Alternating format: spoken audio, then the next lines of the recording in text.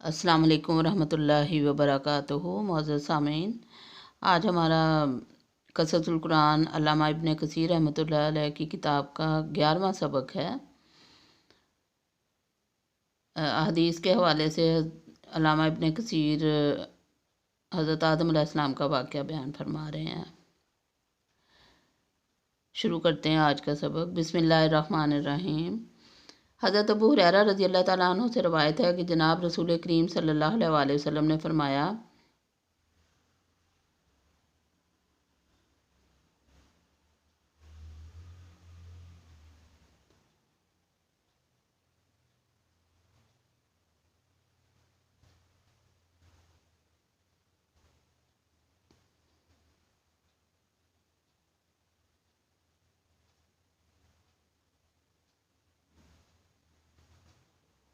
بسم اللہ الرحمن الرحیم۔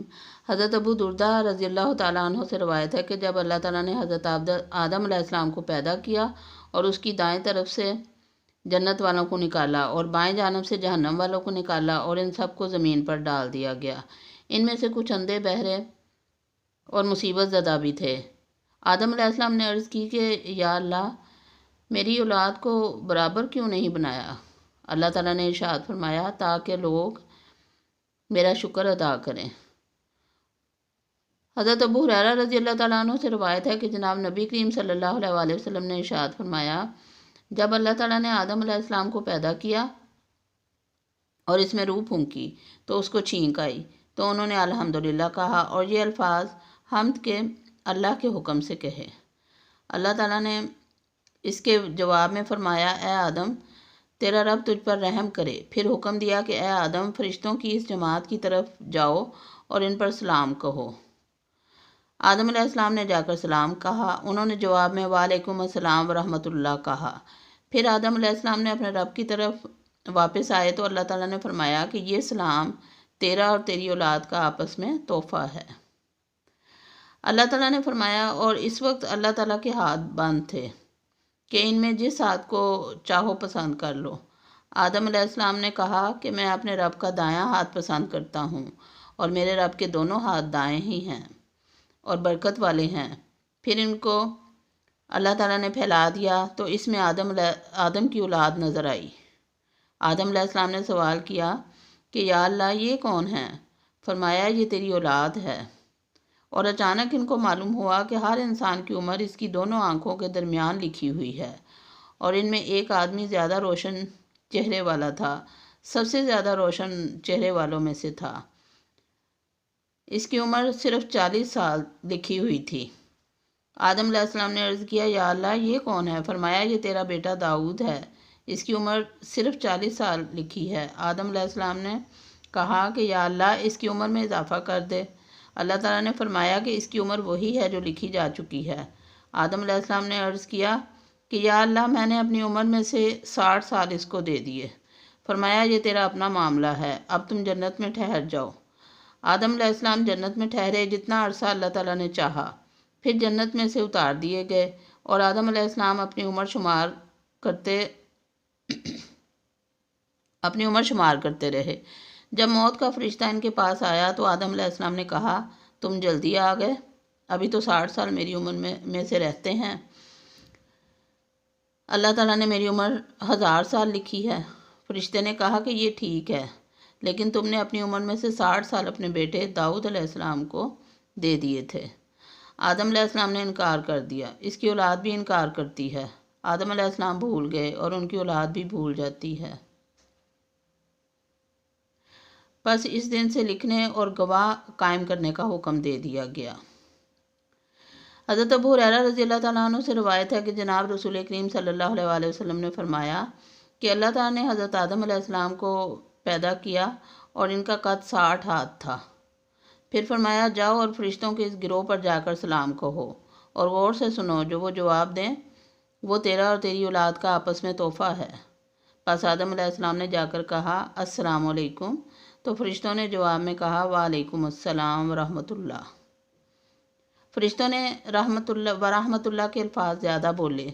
پھر آپ نے فرمایا، سب مخلوق بہشت میں آدم علیہ السلام کی صورت میں داخل ہوگی، اور اس وقت سے لے کر آج تک مخلوق کے قد میں کمی ہوتی جا رہی ہے۔ امام احمد نے حضرت سعید بن مسیب کے واسطہ سے حضرت ابو ہریرہ رضی اللہ تعالیٰ عنہ سے روایت کی ہے کہ جناب نبی کریم صلی اللہ علیہ وسلم نے فرمایا کہ حضرت آدم علیہ السلام کا قد لمبائی میں 60 ہاتھ تھا اور 7 ہاتھ چوڑائی میں تھا۔ اس روایت کو حضرت امام احمد ہی لائے ہیں، اور امام احمد نے حضرت ابن عباس رضی اللہ تعالیٰ عنہ سے روایت کیا ہے کہ جب دین قرض کے بارے میں آیت نازل ہوئی تو حضور صلی اللہ علیہ وسلم نے فرمایا سب سے پہلے حضرت آدم علیہ السلام نے انکار کیا۔ یہ الفاظ آپ صلی اللہ علیہ وسلم نے 3 بار ارشاد فرمائے۔ اس کی تفصیل یوں ہے کہ جب اللہ تعالیٰ نے حضرت آدم علیہ السلام کو پیدا کیا، پھر اس کی پشت پر اپنا ہاتھ پھیرا تو قیامت تک ہونے والی اولاد کو نکالا اور آدم علیہ السلام پر پیش کی، تو آدم علیہ السلام نے ان میں سے ایک شخص جو سب سے زیادہ روشن چہرے والا تھا کو دیکھ کر عرض کیا کہ اے پروردگار یہ کون ہے؟ اللہ تعالیٰ نے فرمایا یہ تیرا بیٹا داؤد ہے۔ پوچھا اے اللہ اس کی عمر کتنی ہے؟ فرمایا 60 سال۔ اے اللہ اس کی عمر میں اضافہ فرما دے۔ اللہ نے فرمایا نہیں، صرف ایک صورت ہے، وہ یہ کہ تیری عمر اس کو دے کر بڑھا دیتا ہوں۔ حضرت آدم علیہ السلام کی عمر 1000 سال تھی، 40 سال داؤد علیہ السلام کی عمر میں اضافہ کر دیا گیا، پھر اس بات کو لکھا اور فرشتوں کو گواہ بنایا۔ پھر جب آدم علیہ السلام کی موت کا وقت قریب آیا تو اس کی روح قبض کرنے کے لیے موت کے فرشتے آئے۔ آدم علیہ السلام نے فرمایا کہ ابھی میری عمر کے 40 سال باقی ہیں، تو ان کو بتلایا گیا کہ تو نے اتنے سال اپنے بیٹے کو دے دیے ہیں۔ آدم علیہ السلام نے کہا ایسا نہیں ہوا، اللہ تعالیٰ نے لکھا ہوا دکھایا اور فرشتوں نے گواہی دی۔ حضرت ابن عباس رضی اللہ تعالیٰ عنہ سے روایت ہے کہ جناب رسول صلی اللہ علیہ وسلم نے ارشاد فرمایا کہ سب سے پہلے حضرت آدم علیہ السلام نے انکار کیا۔ یہ بات آپ صلی اللہ علیہ وسلم نے 3 بار ارشاد فرمائی۔ واقعہ اس طرح ہوا کہ اللہ تعالیٰ نے آدم علیہ السلام کو پیدا کیا اور اس کی پشت پر ہاتھ پھیرا اور اس کی اولاد کو نکال کر آدم علیہ السلام کے سامنے پیش کیا۔ آدم علیہ السلام نے ان میں سے ایک زیادہ چمکدار اور زیادہ روشن چہرے والے کو دیکھا اور عرض کی کہ یا اللہ اس کی عمر زیادہ کر دے۔ اللہ تعالیٰ نے فرمایا ایسا نہیں ہو سکتا، اگر تو اپنی عمر اس کو دے دے۔ تو حضرت آدم علیہ السلام نے اپنی عمر سے 40 سال ان کو دے دیے۔ اللہ تعالیٰ نے اس کو تحریر فرمایا اور فرشتوں کو اس پر گواہ بنایا۔ پھر جب اللہ تعالیٰ نے ارادہ فرمایا اور اس کی روح قبض کرنے کا اور فرشتے روح قبض کرنے گئے تو آدم علیہ السلام نے کہا کہ ابھی تو میری عمر سے 40 برس باقی ہیں۔ ان کو کہا گیا کہ آپ نے یہ سال اپنے بیٹے داؤد کو دیے ہیں، آپ نے انکار کیا۔ اللہ تعالیٰ نے وہ لکھی ہوئی تحریر نکالی اور اس پر گواہی قائم کی۔ پھر حضرت داؤد علیہ السلام کے سال مکمل کیے اور آدم علیہ السلام کی بھی 1000 سال مکمل کر دی۔ یہ روایت صرف امام احمد اور علی بن زیدی ہی لائے ہیں، ان کے بغیر کسی اور نے بیان نہیں کی، اور اس میں طبرانی نے حضرت ابن عباس رضی اللہ تعالیٰ عنہ سے روایت بیان کی ہے۔ وَإِذْ أَخَذَ رَبُّكَ مِن بَنِي آدَمَ مِن ظُهُورِهِمْ کے متعلق دریافت کیا گیا تو آپ نے فرمایا کہ میں نے رسول اللہ صلی اللہ علیہ وسلم سے سنا اور آپ سے اس بارے میں سوال ہوا تھا۔ آپ نے فرمایا اللہ نے آپ کو پیدا فرمایا اور اپنا دایاں ہاتھ اس کی پشت پر پھیرا اور اسے اس کی اولاد کو نکالا اور فرمایا یہ لوگ میں نے جنت کے لیے پیدا کیے ہیں اور یہ جنت والوں جیسے ہی اعمال کریں گے۔ پھر اس کی پشت پر ہاتھ پھیرا اور اس کی اولاد نکالی اور فرمایا کہ یہ میں نے جہنم کے لیے پیدا کیے ہیں اور یہ جہنم والوں جیسے ہی اعمال کریں گے۔ ایک آدمی نے آپ سے سوال کیا کہ پھر عمل کیوں کیا جاتا ہے اگر اللہ تعالیٰ نے پہلے سے ہی فیصلہ کیا ہوا ہے؟